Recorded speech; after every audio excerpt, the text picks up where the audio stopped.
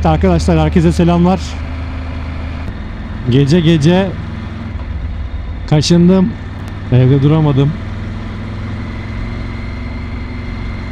Bir çıkıp ufak bir sürüş yapayım. Biraz konuşayım, biraz müzik dinleyeyim dedim. Motorun da zaten güzelliklerinden bir tanesi bu. Yani hiçbir zaman bir arabaya bineyim de gezeyim dediğimi hatırlamam. En azından son 15-20 senedir. Gençlikte, çocuklukta vardı tabii ki öyle hevesler. Hepimiz en nihayetinde arabacıyız temelde. Ama yaş ne olursa olsun şu iki tekerin vermiş olduğu haz, gün saat dinlemeden, yorgunluk dinlemeden sana öyle şeyler katıyor ki bazen her şeye rağmen çıkıp biraz yol yapmak istiyorsun. Yine her zaman olduğu gibi sıfır plan, ani bir kararla yola çıktım.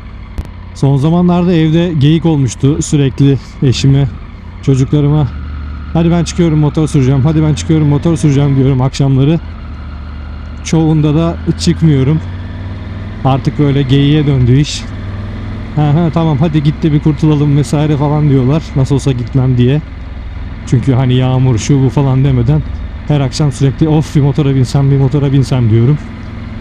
Bu akşam yani kaskı, eldiveni falan alıp beni kapıda görünce aksiyon mu var? Şaşırdılar.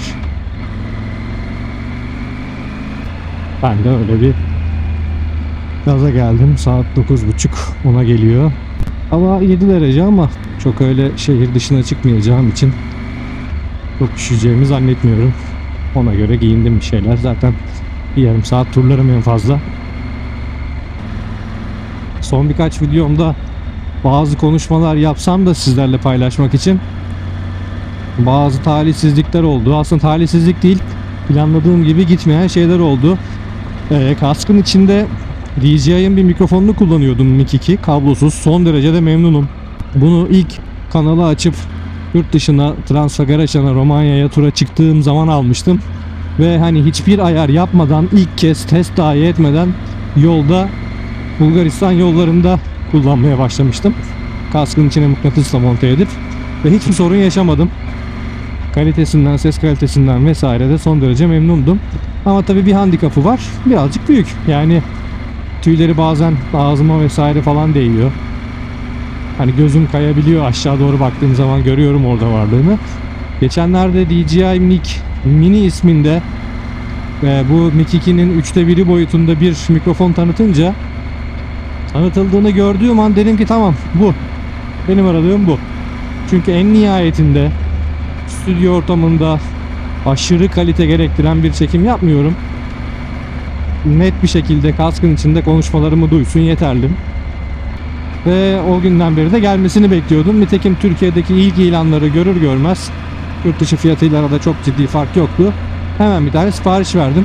Aldığım günden beri de çeşitli şekillerde denedim. Ama dostlar, yani bilmiyorum. Pek çok inceleme seyrettim. Yani biliyorsunuz incelemelerin pek çoğu ürün daha tanıtılmadan önce dağıtılan sponsorlu anlaşmalardan, içeriklerden oluşuyor. Tabii kullanım amaçlarının bazıları, yani insanların kullanım amaçlarının geneli bizim kullanım amacımızın hepsini kapsamıyor. Yani yakasına takıp doğada, ne bileyim işte şehirde telefona vesaire falan bağlayıp çekimler yapan insanlar herhangi bir sorun yaşamamışlar ama motovlog, yani kask içinde çekimlerde hangi ayar denersem deneyim bir şekilde istediğim performansı alamadım. Hatta istediğim performansı almayı bırakın, çektiğim birkaç video sizinle paylaşamayacağım kadar kötü oldu ne yazık ki. Bir yazılım güncellemesi geldi. Onu yükledikten sonra tekrar denedim. Sonuç yine aynıydı. Velhasıl onu şimdilik kenara kaldırdım. Emektar Mic 2'ye döndüm bugün ve biraz konuşayım istedim. Anladığım kadarıyla yani hassasiyeti biraz daha düşük bir mikrofon. En büyük problem şeydi, hani neydi kötü olan derseniz, zaten boyut olarak muhteşem, kaskın içine çok iyi oturuyor. Şarjı vesaire falan da daha iyi bu modelden. Ama aşırı pik sesleri, patlamaları önleme gibi bir ayarı var. Ben bir de hassasiyetini minimuma indirip kullanıyorum. Ancak bu yüksek sesleri filtreleme ayarı açık dahi olsa, kapandığında zaten hiçbir şekilde işe yaramıyor. Açık dahi olsa biraz hızlanıp işte kaskın içinin gürültüsü üstüne benim bir miktar yüksek sesle konuşmam, bağırmak değil asla vesaire falan derken ses çamur gibi oluyor. Hiçbir şekilde anlaşılmıyor. Zaten anlaşıldığı yerlerde birazcık böyle telefonik ahizeden gelen sesler gibi geldi bana. Hadi dedim hani bir miktar kalite kaybını göz ardı edebiliriz ama yok, yine de olacak gibi değildi. Bence yolunda gitmeyen bir şeyler var. Almayı düşünen birkaç kişiyle vesaire falan da konuştuk ama ben hiçbir şekilde randıman alamadım. Üzgünüm yani o sebeple. Şimdilik kenarda duruyor. Bir şeylerde problem olduğunu düşünüyorum.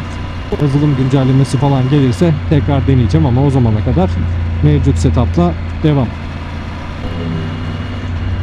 Oh oh, ne güzel. Şimdi gönül isterdi ki bir karşıya geçeyim şu Avrasya Tüneli'nden. Bir Sarayburnu'nda şöyle denize karşı bir kahve içeyim. Bir manzara seyredeyim ama malum %187 gibi insanlık ve mantık sınırlarını aşan bir zamla bizi TUKAK'a ilan ettikleri, istemediklerini, ikinci, üçüncü sınıf gördüklerini alenen beyan ettikleri için ne olursa olsun Avrasya Tüneli'ni kullanmamaya karar verdim.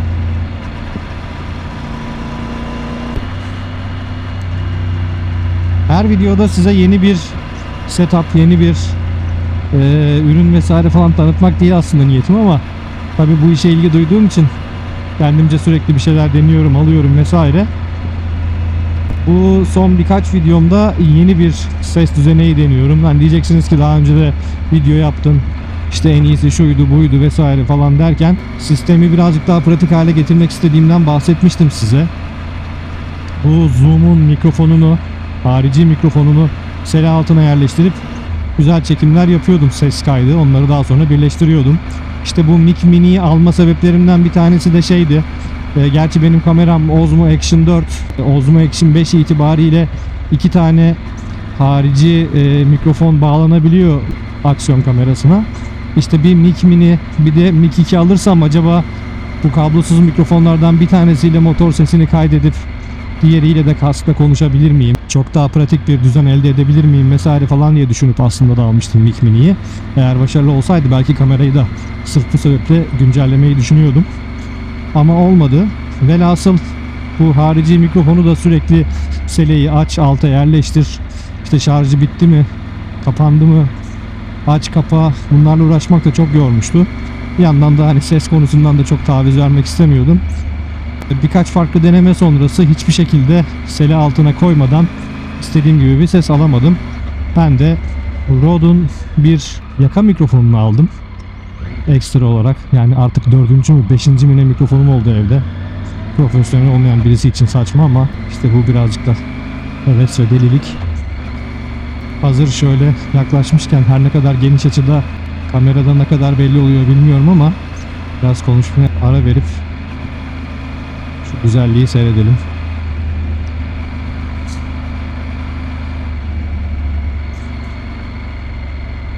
İstanbul'a geleli hemen hemen 18-20 sene kadar oldu. Hani İstanbul'da yaşayanlar bilir ki İstanbul'un tadını aslında İstanbul'a turist olarak gelenler, gezmeye gelenler çıkarır. Pek yaşayanlar değil. Ama her ne olursa olsun şu tarafa gelip şu Galata Kulesi'ni, Kız Kulesi'ni arka arkaya gördüğüm zaman kendimi çok mutlu hissediyorum. Gerçekten benim için İstanbul'un simgesi, silüeti ne derseniz arka arkaya dizilmiş bu arkadaşlar. Zamanında fotoğrafla ilgilenirken daha yakından burası da en sevdiğim duraklardan da. Şu üzeri bir açalım, biraz havalandıralım.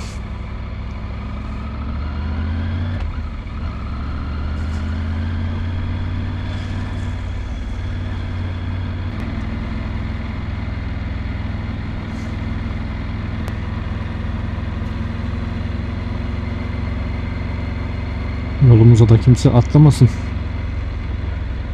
Evet, nerede kalmıştık? bir yaka mikrofonu daha aldım Rode'un.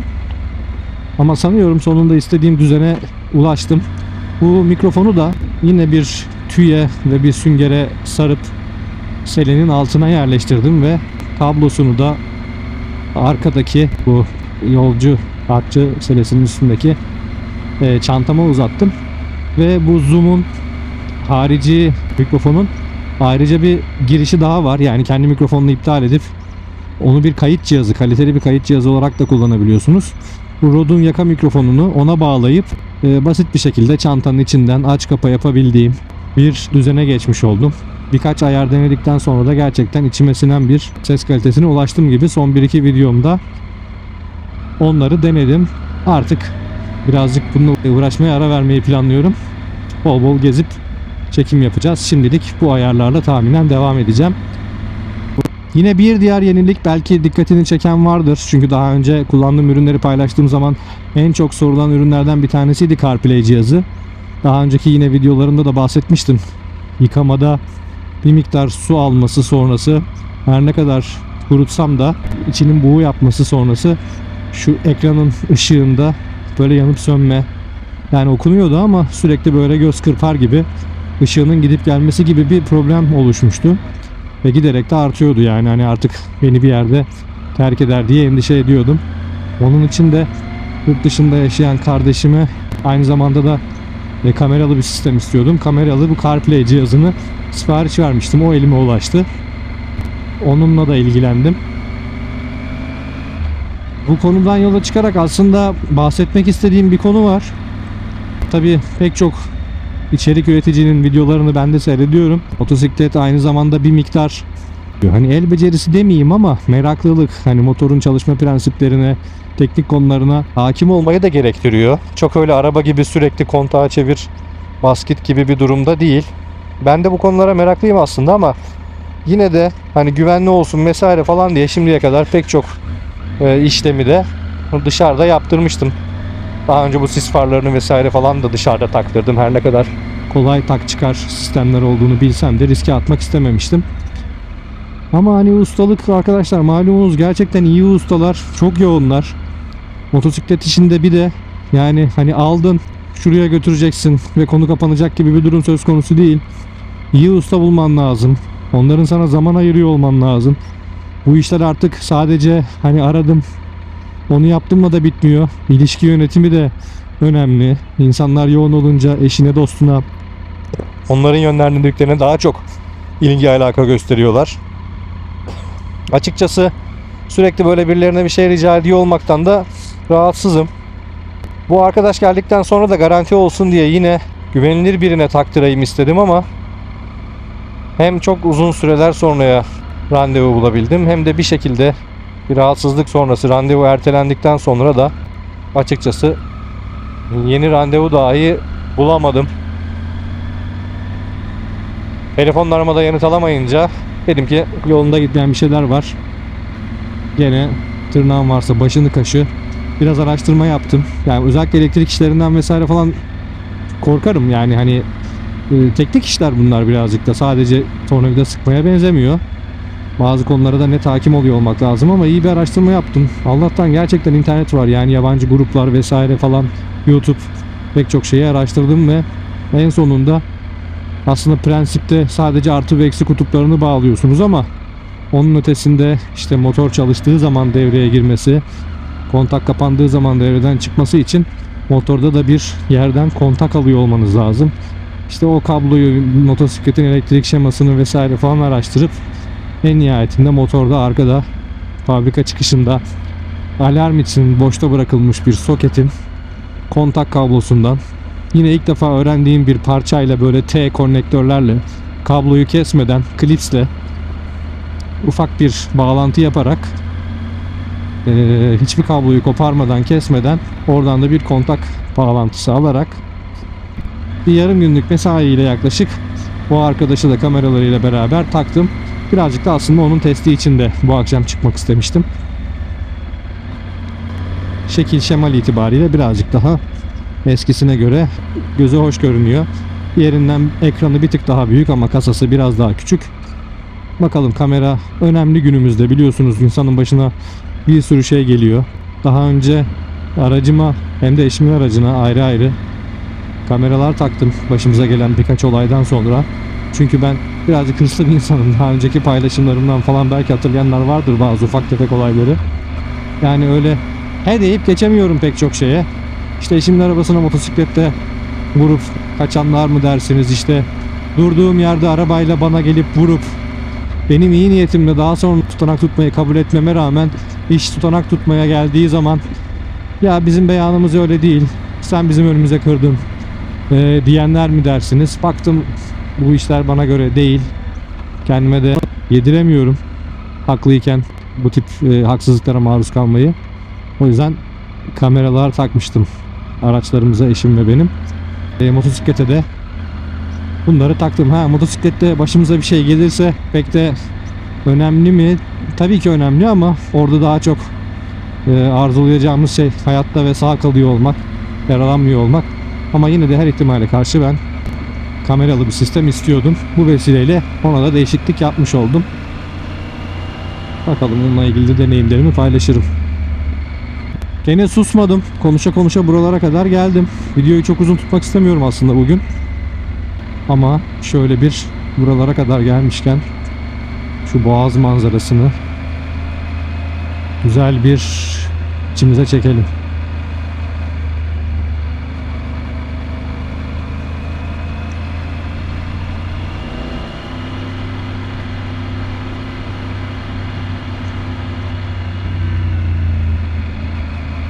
Bu ara seste olduğu gibi görüntüde de bazı yeni ayarlar deniyorum. İlgilenenler varsa diye paylaşayım. Bu kameraların daha sonra renk ayarlarını daha iyi yapabilmeyi sağlayan bir ham çekim ayarı var. Yani siz çekim yaparken baktığınız zaman gri ve soluk görüyorsunuz. Hiçbir şeye benzemiyor ama daha sonra düzenleme yaptığınız zaman bambaşka profiller, renkler atayabiliyorsunuz. Bir süredir onları deniyorum. Son 1-2 videomda hem gündüz çekiminde olsun hem zaten gece çekmek başlı başına zor. Çok da fazla gece çekimim zaten yoktu ama son videomda bu ayarda çekip biraz görüntü hoşuma gidince bu akşam kamerayı da bu vesileyle bir çalıştırayım. Böylece de bir deneyeyim dedim. Eğer hani görüntüyle ilgili de yorumlarınız olursa, görüntü, ses, her türlü iyi kötü eleştiriye son derece açığım.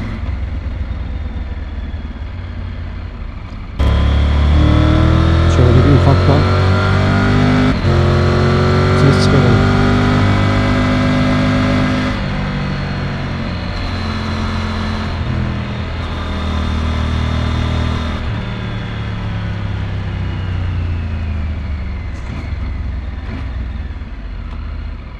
Oo, buzlanma uyarısı yapıyor. 3,5 derece diyor. Allah Allah.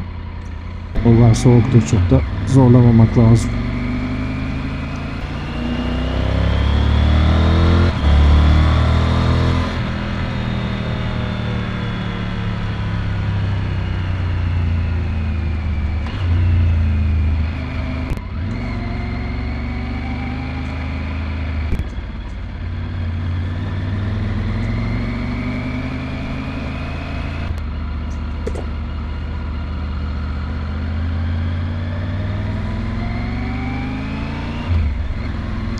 Şehir içinde olup çok da hızlı gitmeyince her ne kadar pil nokta olsa kask bayağı buğu yapıyor.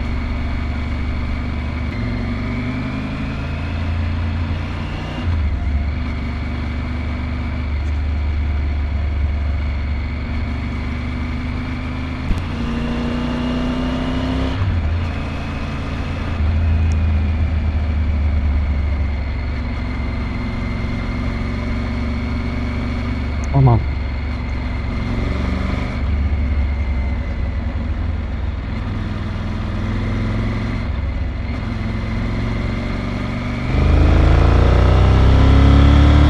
Arkadaşlar gerçekten güzel korku.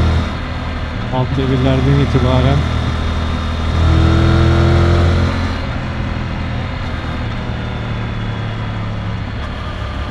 geçtiğimiz hafta sürekli beraber sürdüğümüz iki arkadaşımla motorlarımızı değiştik dostlar. Ben de hiç denemediğim iki motoru denemiş oldum.